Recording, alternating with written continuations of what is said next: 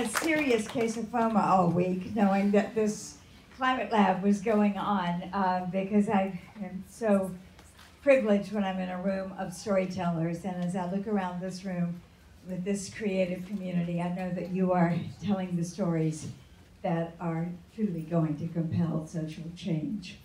So our story, the one we're here to share with you today, began in April on the shores of Lake Como, this very privileged, beautiful villa that's owned by the Rockefeller Foundation. And it started as a result of my becoming an angry granny. I joined Mary in that movement, and along with also becoming a quite dangerous woman, because as you may or may not know, the most potentially dangerous population on earth are older women. Less to lose, less to prove, impatient for change. And in being impatient for change, I convinced the Rockefeller Foundation that the key to change was to put women leaders together in a room, give them problems to solve, let them share experiences, share learning, and connect around new thinking and new ideas. So we invited 30 of the world's leaders who are on the front lines of government, civil society, art, media, storytelling, and put them in a room together and said, we're going to look at 4 or 5 of the biggest pressing problems in the world and try and come up with a new approach. And we spent 4 days doing that in brainstorming sessions as each of these women brought their own expertise into the room. And at the end of it, Jess Search stood up and she said, this has been really interesting, human security, peace, food, global health, all these issues that we've talked about, but here's the intersectional center, climate justice. And we had had the privilege of Mary Robinson's presence with us and her leadership on this subject, explaining it to us in a new way, that where we as women leaders in that room had a very important role to play.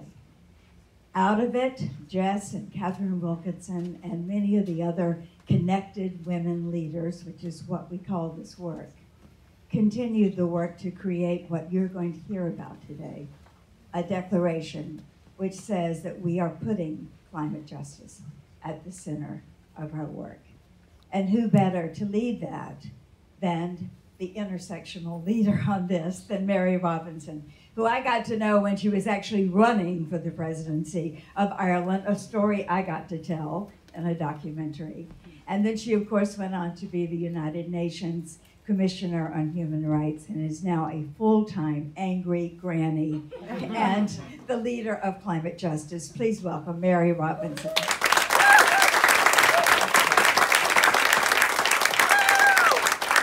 Thank you, Pat. From one angry granny to another. And it was Pat, of course, who brought together 30 or so of us in Bellagio. I've been to Bellagio before, but somehow this was a very meaningful meeting because out of it, we were determined to change things. I did explain, I think pretty starkly at the beginning, that we are in a climate crisis. I explained that I was the special envoy of the Secretary General leading up to Paris. So I was an observer of the 2 important frameworks in 2015, the 2030 Agenda with its 17 Sustainable Development Goals, and with the only badge, or what do you call it, that I really like at the UN, so I like wearing it. Then we had the Paris Climate Agreement, and they were pretty voluntary. The 2030 Agenda was entirely voluntary, and the Paris Agreement became weaker as a treaty. Still has certain shalls in it, but it's mainly voluntary. But then the small island states and the least developed countries and the indigenous people like Hindu had made it clear we had to have 1.5 in the text. So we had a kind of new framing of the goal, stay well below 2 degrees and work for 1.5 degrees. And the scientists had never studied this. So the Paris Climate Agreement asked the scientists to tell us what's the difference between 1.5 degrees and 2 degrees. And if we have to stay at 1.5 degrees, what does this mean? And they answered very clearly. They said the difference between 1.5 and 2 degrees is enormous. It's in that time that the coral reefs will disappear, the Arctic ice will disappear, and the permafrost begins to melt in a way that sends up not just carbon, but also methane. So scientists are very worried about, after that, loopbacks, not being in control at all, the Earth becoming almost our enemy instead of being our wonderful friend that absorbs so much carbon in forests and oceans, etc. And so scientists said that the 1.5 level is actually the safe level for the whole world, not just for small island states and indigenous peoples, etc. It's for the whole world. It's doable if you have the political will. And what has to happen immediately is we have to reduce by 45% carbon emissions over the next 12 years. That's what they said last October. Now we're in July of the 11th year. So it's less than, time is really critical. And yet, carbon emissions went up last year. They're going to go up this year. Nothing's happening. We're not seeing the transformation. And that is why we need women to take a lead on this, to take control of this, to actually grab it. And that was why we wanted to have this declaration. And it was a very collaborative effort, which I loved. And I'm so impressed by the way this declaration came together. The first 75 signatories include 19 countries. It's now going to be out for signatures by everybody. At a meeting this morning of women leaders that Hindu was also at, brought together by the German government with 2 German ministers there, we talked about it and shared the delegation with them. They all wanted to sign up, and they're going to have another meeting before the UN General Assembly in September, at the beginning of it. And the Spanish representative there, who has charge of the social dimensions with Peru of the climate summit, said, I want to integrate this declaration into the climate summit. So it's already becoming institutionalized in a way that is really fantastic. So I really want to express the deepest thanks to all of our connected women that were there in Bellagio, but in particular to Catherine Wilkinson, to Jess, and to Pat herself, who never let up. I mean, I must have had 150 emails in the last several days.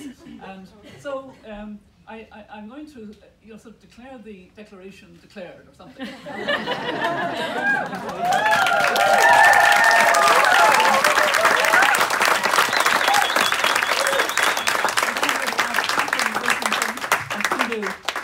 Ibrahim to come and join me, because they are 2 signatories of the I think these are the chairs, are they, that we're going to sit at? Yes.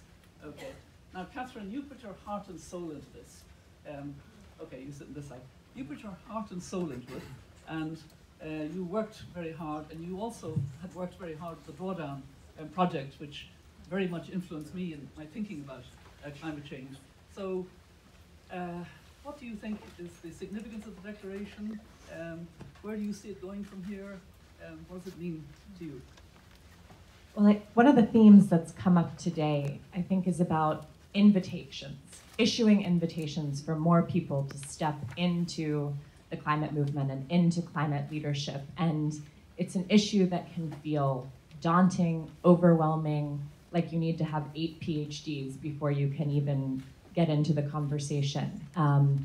But we know that what we desperately need are for all of those folks who are maybe just barely on the edges of engagement to step in and join us. And when I think about the exponential change that's required, particularly this decade, I don't know how we get there without an exponential upsurge in leadership of women and girls. So this is, for me, where possibility lives. Possibility that we can actually do what's needed. Yeah, that speaks very much.